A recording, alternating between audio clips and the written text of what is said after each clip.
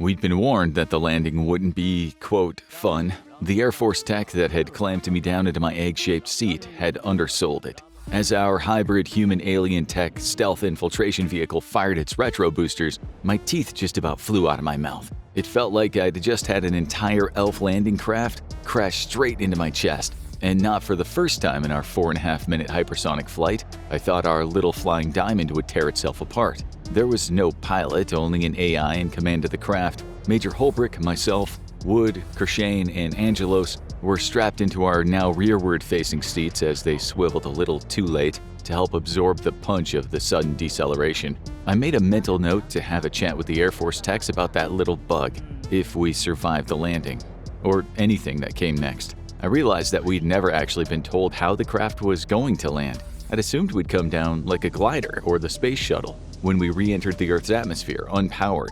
I realized how horribly wrong I was when suddenly the entire craft pitched downward nose first to the ground. If there was a window behind me, I'd be staring up at the sky now, and the invading alien fleet somewhere above it in Earth orbit. I'd probably also be alarmed at the still very rapid rate of descent, but the interior of the craft had no windows, and the AI had not been programmed to give us a status update on our descent. Another quality of life feature I made a mental note to have a chat about with the Air Force boys. We were all jerked upward in our seats and against our restraints as two massive parachutes deployed, and the craft's deceleration cut abruptly.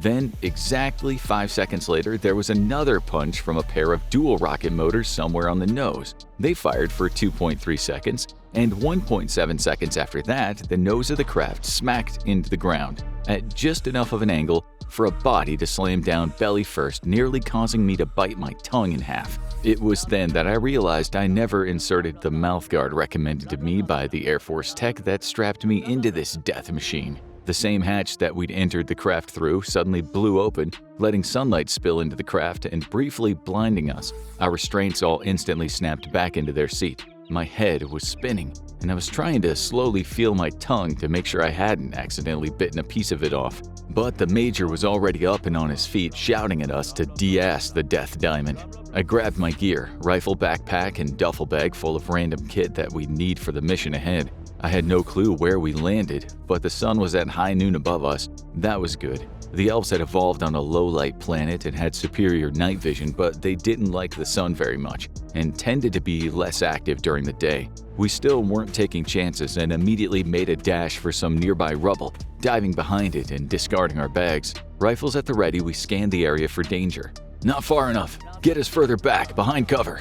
Major Holbrook was the last out of the craft and ran right by us. I didn't need telling twice. I had no clue what he was talking about, but if the Major was running, then so were the rest of us. We followed him to a ruined building 50 meters away, where he beckoned us behind the remains of a concrete wall. 25, 26, 27, get down! The Major ducked, and not a second later our flying diamond suddenly blew itself to pieces. A series of charges went off in rapid succession, expertly detonating the craft and making sure the elves would find absolutely nothing useful in the wreckage. Thermite consumed even the metal, burning hot enough to be blinding if you looked in its direction. Well, there goes our only ride home. Wood was half smiling. It was his own version of a joke. We all knew the Air Force's Flying Diamond was a one-way ride, just good enough to infiltrate a very small squad very deep behind enemy territory. Our mission was so top secret, we had our mission brief only hours before we boarded the strange craft. We were losing this war, and not just us, the whole world. After a year of fighting, what everyone needed most was a win to rally around. So we were taking back the capital of the United States. Well, not us. We were here to do recon, locate and neutralize the local breeding factories where the elves cloned their soldiers and fed reinforcements to the front lines. To do that, we had to make contact with any local resistance, and despite very little communication with anyone in the Capitol ruins, we'd been promised there was one. The only way we were going home was when the US Army liberated Washington, D.C., but unless the Major was hiding some mission details from us, and he almost always was, I had no clue how we'd find the resistance. The elves had a habit of killing any military-aged human in occupied territory, or worse, as we discovered before, they could melt you down and consume your memories. That's how they made their own soldiers better, and how they'd been learning some of our secrets. Then there was the other thing, the biological weapons they'd started creating out of human captives. I shuddered involuntarily. I did not fancy running into those again. I'd always been a West Coast kid, only ever seen the capital on TV or in movies, so I had no idea where we landed. The devastation only made things worse until we cleared what seemed like rows of apartments or housing at one point and finally got some clear sightlines. In the distance was the Washington Monument, surprisingly intact. From that, we deduced that we landed in the south of the city, somewhere across the river, in Alexandria. The city had seen some of the fiercest fighting on the planet, with the US Army and Marines making the invaders pay dearly for every block of the city they took. The siege had lasted 6 months, but the elves' superior weapons had finally won the day. At staggering cost, though, before we left we'd been informed that the recon had fixed the main elf positions just northeast of the city. They'd likely planned on taking the capital, then pushing north to link up with the assault that touched down in New York, then sweep north to Toronto, but their forces had been too depleted, and we knew from experience it took them at least 2 months to build their genetic fabrication facilities where they cloned new soldiers, and a month to grow each new batch. Civilians had fled Washington in the first weeks of the fighting, though many had chosen to stay and fight as militias. Intelligence estimated the elves had landed somewhere around 1.5 million soldiers for the Washington campaign, and they'd lost somewhere around 1.2 million in the attempt. The military hadn't released any official casualty numbers, but flush with conscripts drafted in the months of early warning we had of the invasion, there had been around 500,000 troops here with a few 100,000 militia volunteers. The elves did not take prisoners, only a few thousand had evacuated from the fall of Washington. It was officially the bloodiest battle in American history, and the scars were all around us as we picked our way through the shattered columns of vehicles. Abrams tanks lay in shattered ruins just a few dozen meters from elf tanks, themselves blasted open by the big 120mm guns. Armored vehicles here had fought at knife fight ranges in many places. Wood, who was leading our little column, threw up a hand silently, and we immediately froze. He waved it to his left slightly, and it was all the sign we needed to duck behind the nearest available cover. Rifles up, we scanned the surroundings. Well, whoever you are, you're not elves, that's for sure. The voice was coming from ahead and slightly above us. I powered up my rifle's thermal sight and looked, but I couldn't spot anything. Suddenly, part of the wall seemed to fall away. No, it was a camo blanket, made of special mesh to block infrared energy and speckled pattern that perfectly fit the ruined wall. More blankets moved aside as several soldiers revealed their expertly hidden position. The first soldier to speak up hopped down from his perch, his rifle slung down at the low ready, ever cautious. He was grinning though as he approached, and we pulled ourselves out of cover. "Sergeant First Class Jackson. Pleasure to meet visitors. I take it that it was you falling out of the sky." Major Holbrook introduced himself and shook the sergeant's hand rather than salute. "That was us, Sergeant. We're on a mission. I'm guessing you're exactly who we're hoping to run into. Hell, all that noise you made touching down? You're lucky we found you and not the dogs." Kershane's M249 machine gun was held a bit higher than low ready, ever slow to trust. "What you mean, dogs? Come on, let us help you with your gear. Elves don't like the daylight much, but it's still not safe. We'll explain once we get underground." Miles of underground tunnels crisscrossed Washington, D.C., even plunging under the Potomac. It was a relic of the Cold War paranoia, when American planners feared the Soviets would find a way to hit Washington with a nuke without any prior warning. The irradiated landscape would make evacuation impossible, and thus, it would be easier to simply move the government underground. Every major government building had an access point, with hidden exits concealed in surrounding office buildings, banks, hospitals, even homes and apartments. There were 6 major population shelters as well, each with living and working space for the different government agencies and the branches of government, or at least those that survived the nuclear blast and could get underground fast enough. It was the perfect home for a brewing resistance movement, and the forces the elves had left behind to occupy the city struggled to locate the network. They had successfully raided one shelter, but had access to the rest cut off by the resistance forces, flooding that section with water from the Potomac, drowning hundreds of elves and, unfortunately, any human survivors they had secured.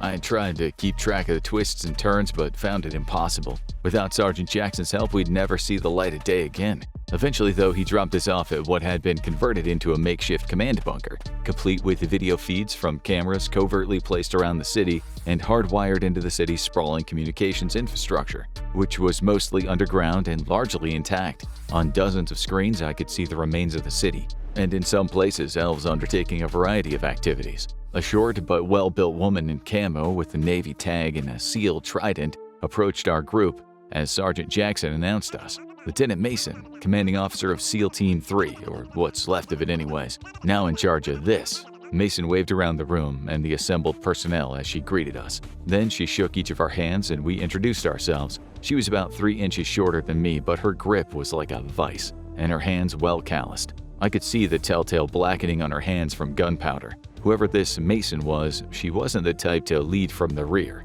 Gotta admit, it's damn good to see some outside faces for a change. Now, tell me, how's the war going? And what the hell are you doing in my AOR? Holbrook nodded toward the adjoining office. I understood. Last thing these soldiers stuck behind the front lines needed to know was that the war wasn't exactly swinging our way. It's not going well. With some exceptions in the north and the west coast, we're in slow retreat on all fronts. Mason let out a low whistle. I was afraid you'd say that. Last comms I had was with the 12th Corps, somewhere up by the Canadian border. It must have been 2 months ago now. Can't risk a long-range comms. The elves have gotten really good at sniffing that out. From what we gather, observationally and from multiple interrogations, they've never invaded an industrialized planet before. This is their first mechanized war, not hive mind per se, but cooperative enough a species that they never fought amongst themselves before trying to conquer the stars. We figured it had to be something like that. Elves aren't much good at regular fighting, even less at guerrilla war. There's only a few hundred of us left, but we've been having a field day. They're starting to learn, though. I nodded eagerly. They do learn. It's a generational thing. They download lessons from one batch of soldiers and implant them into a new batch. Mason cocked an eyebrow at me, then turned to Holbrook.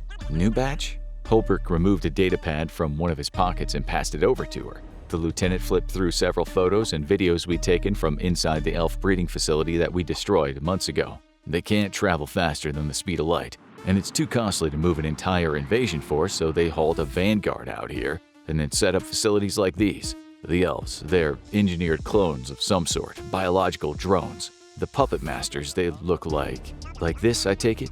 Mason held up the data pad with the photo of the smaller scientist elf that we deduced was one of the leadership cast. Kershane cast his eyes down in shame. He'd been the one to split that dead elf's chest open with his M249 in a fit of rage after realizing it had been experimenting on human children. The intelligence value we lost in that incident was without measure, and as I kept hoping, not a war-winning amount. Holbrook nodded, ignoring Kershane. You seen more like it? Mason pursed her lips as she zoomed in on the thing's face. It looked much like the regular elves, only its features were smaller, less exaggerated. They've built up a few compounds, mostly in the north of the city. We've had sightings of a smaller variant around them, but never gave it much thought. Holbrook motioned for the datapad, then flipped through photos until arriving at the photo we'd taken of the exterior of the breeding factory alongside a satellite photo of the same structure. Any of the buildings in the compounds look like this? Yeah, I'm sure. We'll have to ask my recon heads, but I'm confident we've seen at least one. And that's where they make them, their genetic experiments. Holbrook filled her in on everything we knew about the facility, including the way the elves were taking our POWs and veterans and melting them down to feed their experience into new batches of soldiers. Then he showed her a photo of the creatures we'd fought in that same facility. The monsters that had once been teenage kids before being twisted into a nightmarish chitin-covered abomination.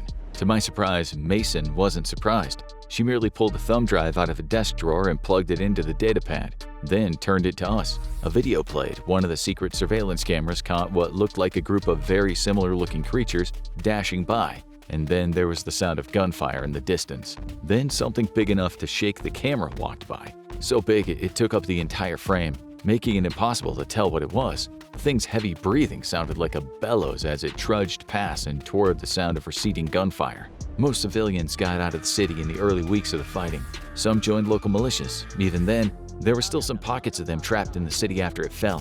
The elves targeted them first, left all the elderly and very young alone, and dragged the rest away to their compounds. About a month ago, these things started showing up. Wood swallowed, his normally stoic demeanor temporarily breached as the horrifying thought of thousands of civilians being experimented on and turned into monsters flew through his mind. We saw the same thing happen in South Dakota. I grabbed the pad and rewound the video to where the massive thing passed in front of the camera. What the hell is that, though? Mason looked even more grim than usual. We call it a behemoth. Rare to see one, but if you do, nothing short of anti-tank weapons will bring one down. Angelos fingered the strap of her M24 nervously. The Chinese sent reports before we left to something the size of a building in Hong Kong. Takes a long time to build a new tank, so the elves are just growing them now. Plenty of raw material with all the cities they captured. The Major's face and tone were unreadable, as usual. In a way, it was reassuring. In another, it was horrifying. Anyway, back to our mission at hand. We're here to set the groundwork for an invasion. The army's retaking the capital. First priority is neutralizing the breeding factories. Now it was Mason who cocked an eyebrow. There were 6 field armies defending the city when they landed. Elves wiped nearly all of them out. Army's got that many left to spare? Holbrook shook his head. Doesn't matter.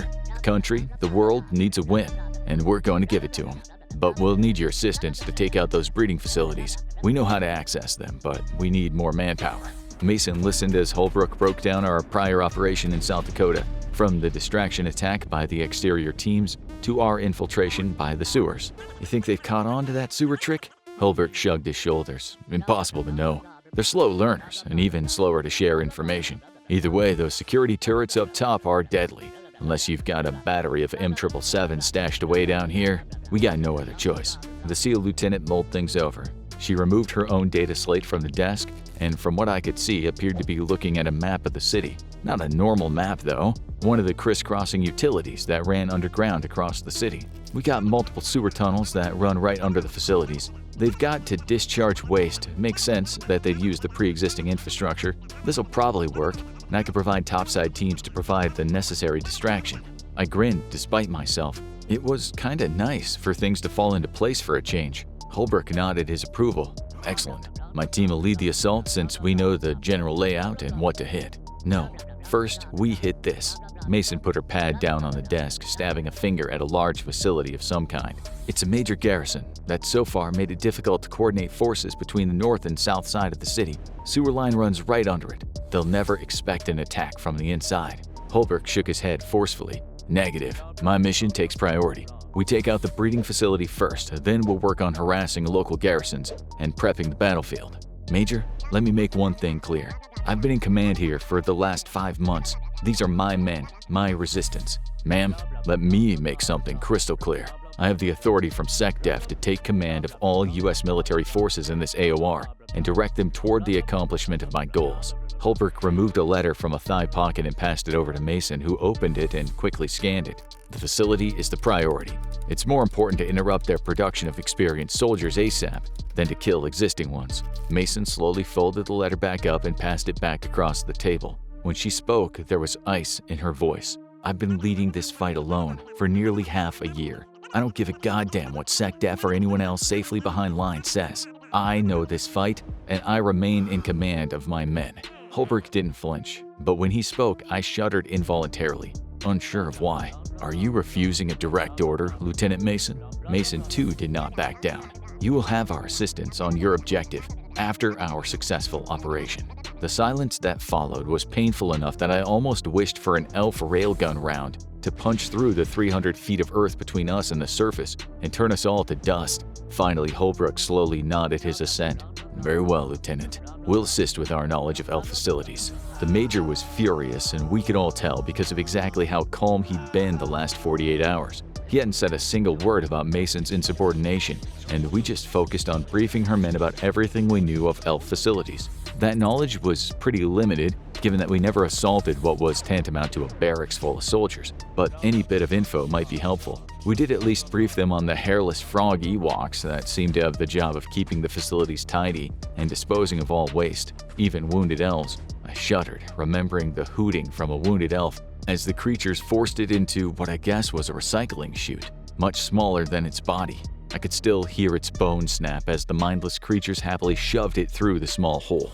The plan wasn't great by any estimation, but the looks on the faces of the men and women we were preparing alongside told me that they hadn't had much in the way of opportunities for great plans for the last few months. I got that, but this still seemed like a massive waste of time and resources. Plus, we were giving up the element of surprise. The elves may lack imagination, but they were fast enough to adapt, and the odds of catching the breeding facility by surprise through the sewers after this op were slim in my estimation.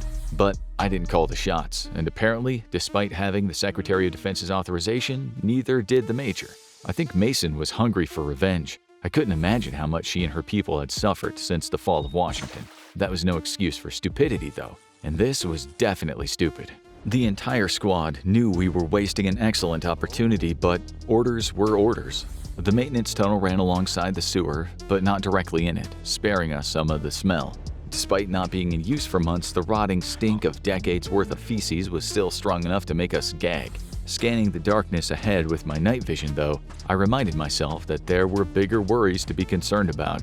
How well did the aliens communicate? Did they know we used the sewers to raid their facility in South Dakota? Would there be guards, or worse, maybe hidden turrets, that could open up at any second and shred all of us in seconds? The way forward was lit by the small infrared lights of the squad ahead of us, made up of 2 SEALs, 3 Marine Force Recon, and a hodgepodge of Air Force and Army Special Forces. There weren't enough operators left alive on any dedicated team for anyone to stick together, so mixed-up units like this were the norm for the guerrillas. They were the tip of our spear, with us following immediately behind.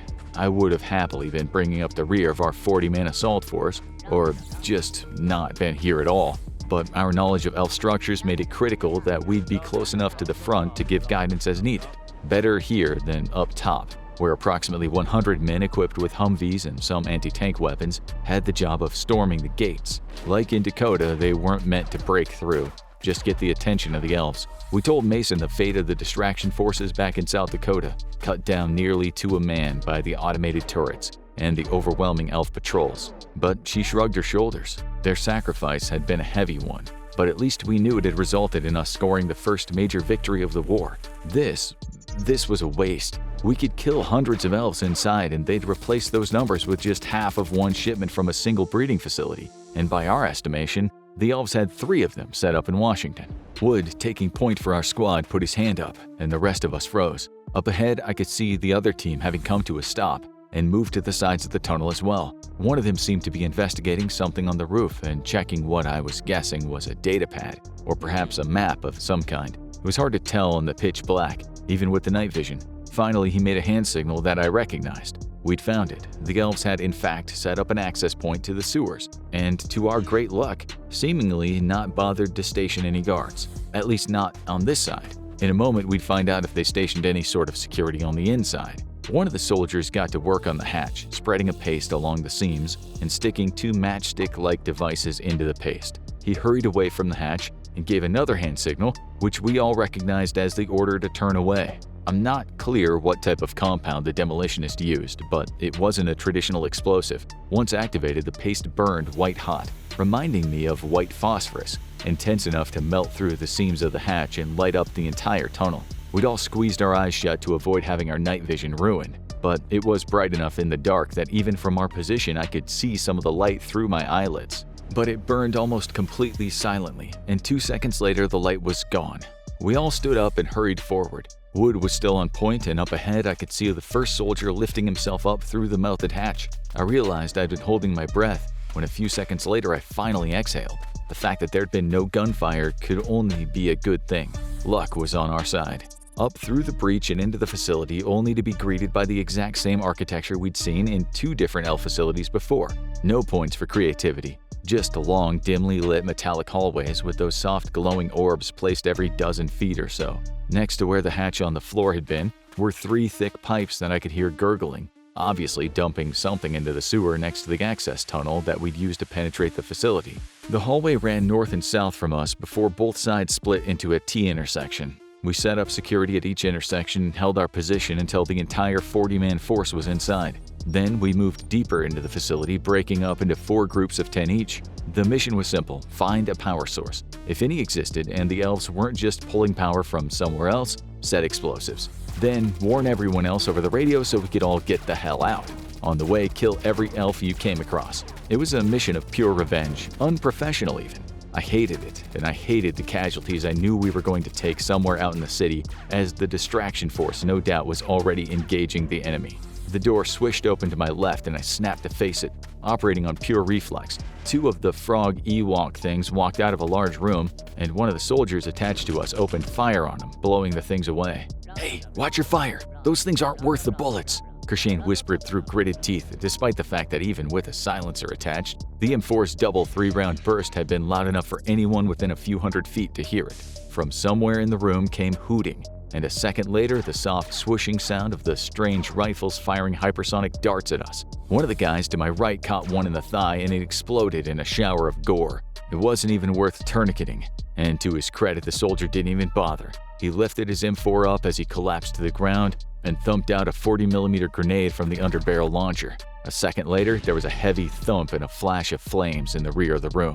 Further down the hallway came the sound of more hooting, and then another door ahead on the opposite side of the hallway from this one slid open. Kershane was on it, having dropped into a crouch and firing his M249 in short bursts from his shoulder. The elves who'd been rushing out got caught in the stream of 5.56mm fire and collapsed into each other, those in the rear crashing into the wounded and dying ahead of them in their hurry. Thank God the elves didn't know shit about close quarters battle.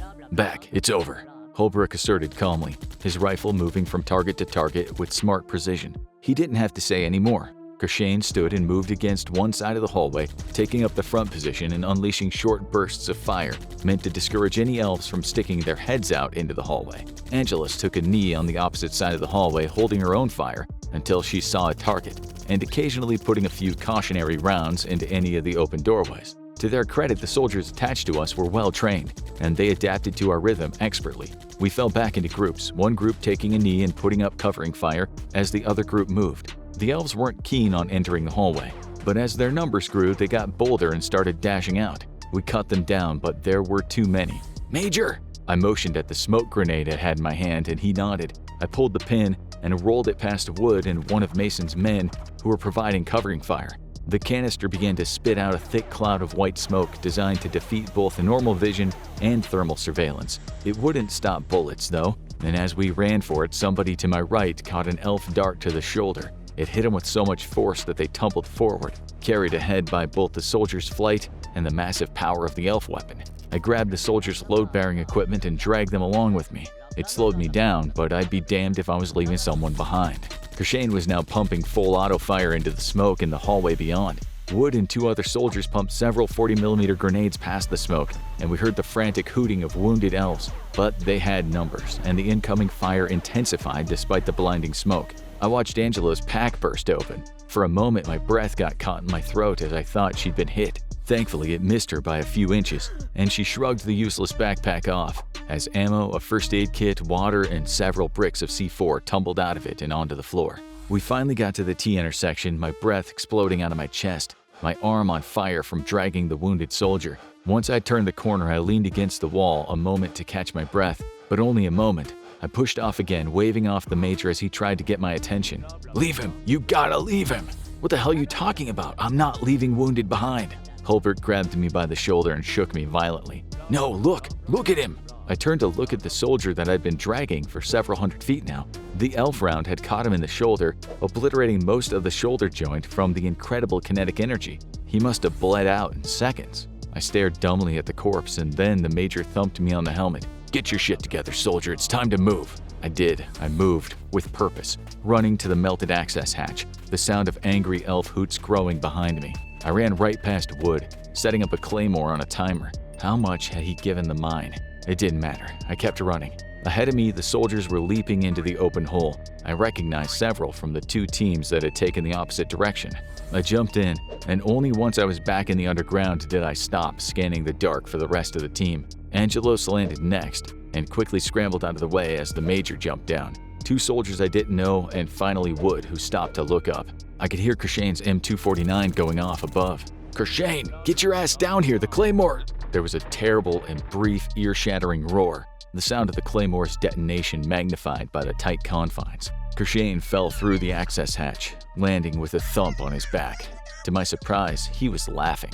Must have been 36 of them in that hallway. He kept laughing maniacally, looking up at the open hatch above. "Swiss cheese, all of them, Swiss cheese!" Wood was dragging him to his feet. "Jesus, man, get up. Don't lose your marbles yet. We gotta move."